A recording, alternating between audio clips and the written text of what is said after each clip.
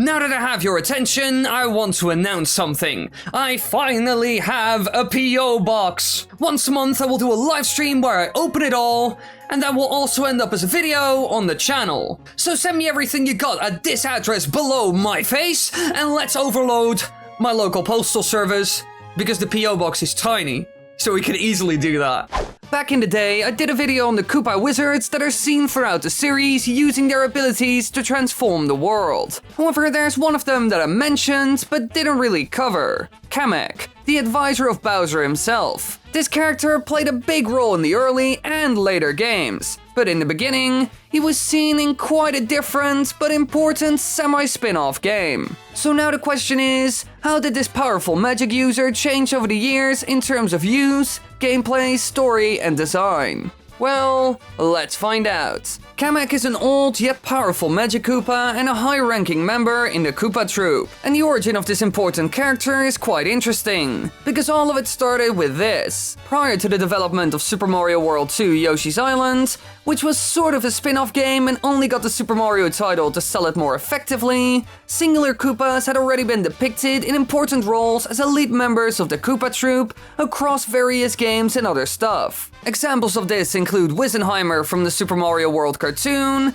the Magic Koopa boss in Yoshi's Safari, and more. And so they decided to make a special version of them that would play a role in the games, setting it apart from the others. All of this started with the Yoshi series. He makes his debut appearance in Super Mario World 2 Yoshi's Island as the main antagonist. Using his crystal ball, Kamek foresees that Mario and Luigi, who were born that night, would cause great trouble for the Koopa family in the future. So they decided to capture baby Mario and Luigi before they could become a threat. Kamek ends up attacking the stork that is delivering the babies to their parents, but he only managed to kidnap baby Luigi during his attack, and baby Mario falls to Yoshi's Island below. That's how the game begins. So from the very start, Kamek already had an extremely important role in the story, and also seems to be quite smart, because he saw the threat coming years before anything happened. The events seen in this game would have a lasting impact on the series, making him crucial for the game's lore. He was even the caretaker of Bowser when he was younger, forming and raising the main antagonist of the entire franchise. Another interesting thing we can see is his minions called the Toadies,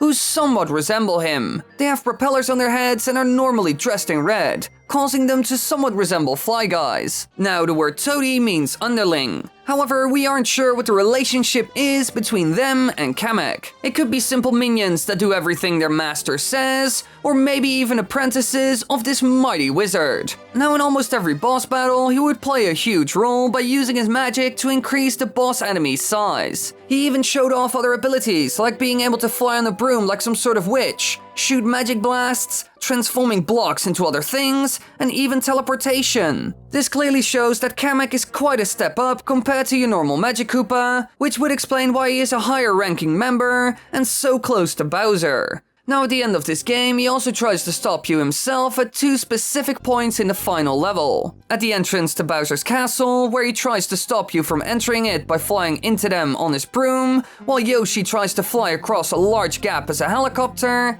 and later on in the castle when Yoshi enters Kamek's own chambers, where he teleports around his room trying to blast Yoshi with his magic scepter. Both of these are quite different encounters, with the first one being some sort of obstacle dodging flying section, and the other being an auto-scroller that you had to survive while being bombarded with magic blasts and even enemies. Well, that's actually a lie, because both of these sections might seem quite different, but they actually aren't. The biggest difference is the way you get around, but both of them come down to moving along as fast as you can while dodging all kinds of things that could be your end. So from the start, Kamek got a gigantic role in the story, and even origin of this rivalry between the Mario brothers and Bowser.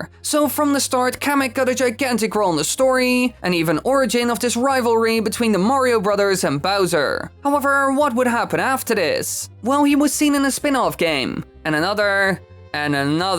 He was seen in so many of them, mainly playing a role in the Yoshi, Mario Party, and Mario RPG series of Nintendo. Mostly as some sort of supporting character or playing a role in the story, for example, which doesn't always end well. But luckily enough, he would escape this horrible fate at some point. because later on he would finally be seen in a main series game with Mario as the hero. Around 12 years after he was seen for the first time in a Super Mario game, and it's also quite an ambitious one. In Super Mario Galaxy, he makes a small appearance in one of the opening cutscenes. As Mario tries to enter Princess Peach's castle after being lifted into space, Kamek appears and attacks him with his magic, sending him, Luma, and other debris flying off into space. Now, there is some debate on whether this is really Kamek or not. According to his official Super Mario Galaxy trading card and the Prima guidebook, it is him. However, Japanese sources do not distinguish this Magic Koopa as Kamek, so take it with a grain of salt. But personally, I do think it's him. Now, while this role was quite small and meaningless even, the next game he was seen in, he got a way bigger one. In New Super Mario Bros. Wii, he has a similar role to what we saw in Super Mario World 2 Yoshi's Island, going from battle to battle to spice things up, creating some really interesting mechanics. For example, dividing the floor into fifths and causing them to rise and fall, summoning giant warp pipes,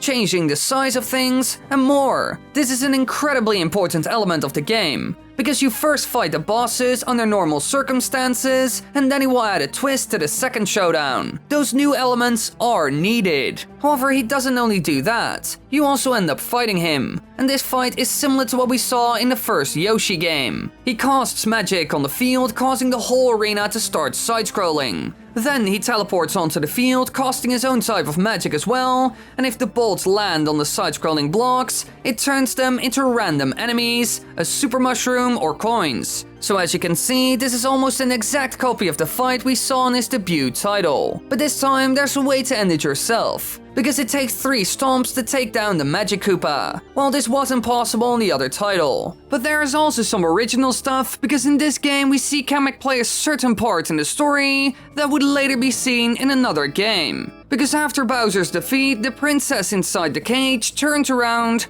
revealing that she was actually Kamek dressed as Peach, just like we later saw in Mario and Luigi Dream Team. But that's also where it ends, because after this he turns Bowser giant with his magic, which is yet again a reference to an older title our good old wizard was seen in. However, would we get something actually new as well then, besides this minor story point? Not really. In this game we saw nothing game-changing when it came to Kamek, and the same goes for the next new Super Mario Bros. Title for the Wii U and Switch. Just some powering up bosses here and there, helping Bowser in the final battle, and more of the usual stuff. So while he came in guns blazing, in the end he wasn't used in a lot of interesting ways, only for some story elements like plot twists and powering up enemies with his magic. Still, he played a major role in the game, and also created the monster that all of us know as Bowser. Thanks for watching, everybody. I hope you enjoyed. If you want to watch more videos, then click those annotations, subscribe and click the bell button, and also send stuff to my PO box. Send me gifts I will open on stream. It will be great.